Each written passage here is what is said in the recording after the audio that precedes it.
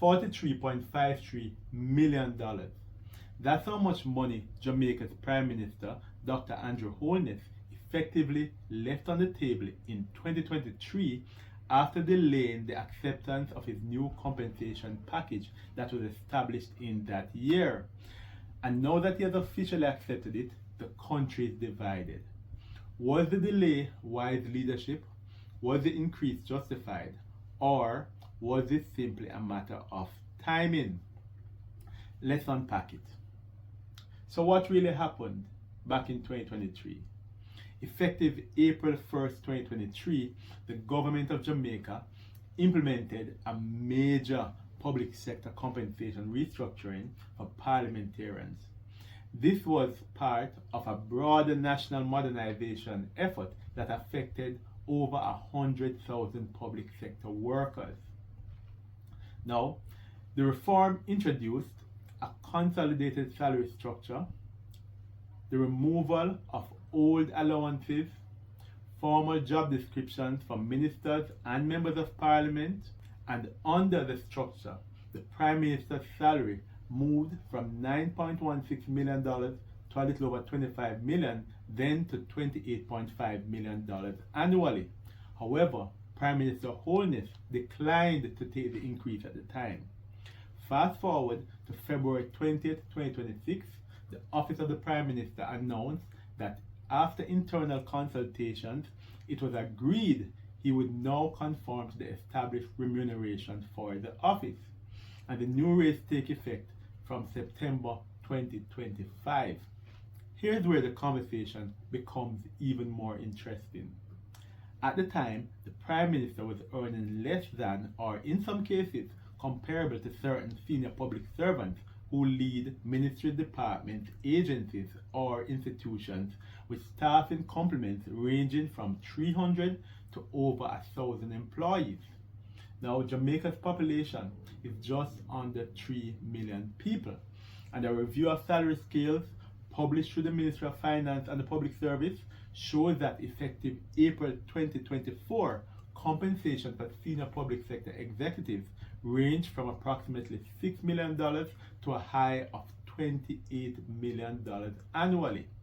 Now, these salaries vary depending on the grade classification, the years of service, qualifications, the scope of the responsibilities, and of course, the size of the entity that's been managed. This means that under the pre-adjustment arrangement, the Prime Minister, effectively the Chief Executive Officer of the country, was earning within or below bands assigned to some senior administrators in the public sector. And there was another practical problem. Under the compensation restructuring, several senior ministers and parliamentarians were earning significantly more than the Prime Minister. Now, to be earning substantially less than your direct reports, from a governance standpoint, that situation was unsustainable. It's one thing for a Prime Minister to earn less than a large private sector CEO. It's another matter entirely when the compensation is misaligned within the public sector hierarchy itself. From an institutional perspective, that imbalance creates structural distortions and weakens the internal logic of the compensation framework. Now, the retroactive difference is approximately $19.34 million per year. And over the 29-month period, that totals roughly $43.53 million in delayed compensation. Now here's where it gets even more interesting.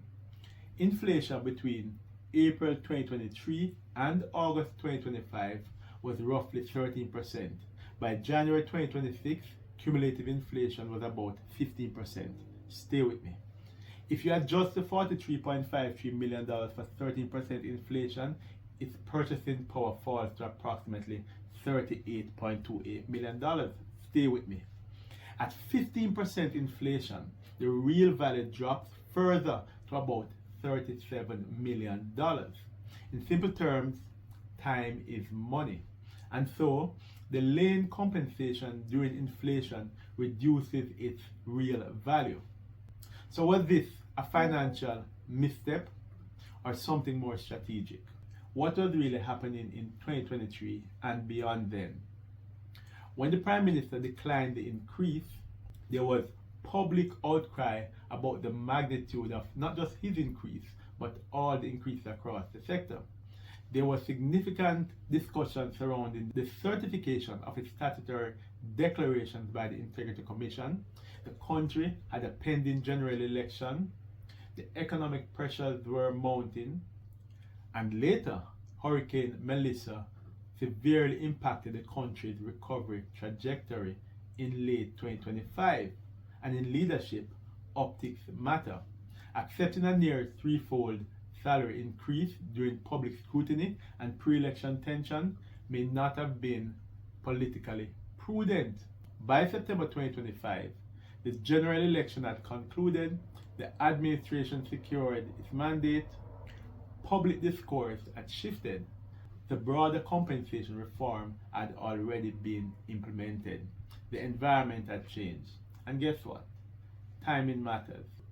So how does Jamaica compare to our regional partners and even globally?